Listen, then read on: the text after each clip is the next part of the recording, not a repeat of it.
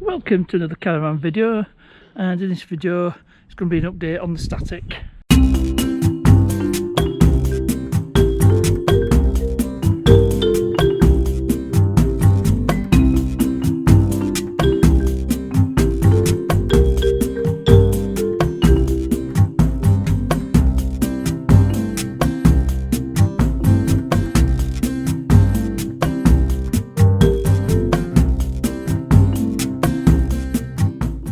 So the first thing that's obvious is I've had double glazing put in, hence the different coloured window frames. So we've got a local firm, which is Skipsea Caravan Windows Ltd. Big shout out to them. Done a good job.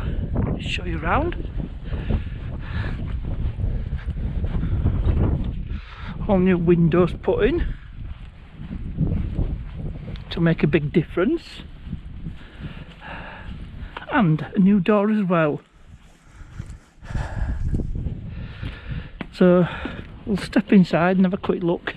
It's going to be a short video. There's not much of an update apart from the windows. That's a big one. I did get some like outdoor furniture, and there was a sofa and two chairs. I didn't bring the sofa with me this time, but you can see all new windows on the inside.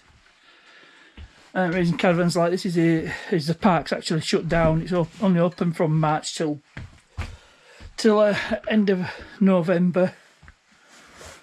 Don't have a year-round licence, doesn't Thornwick Bay. Primrose Valley's a year-round, but you see all nice new windows. So yeah, the caravan's basically shut down and winterised. Hence the bed's being stripped and stuff in plastic bags. Plenty of moisture traps just to keep the damp at bay. So that's basically it. There isn't any, don't think there'll be anything new till March. So I'll just end the video here. It's a very short one, just a quick update on the static. I hope you enjoyed this one. So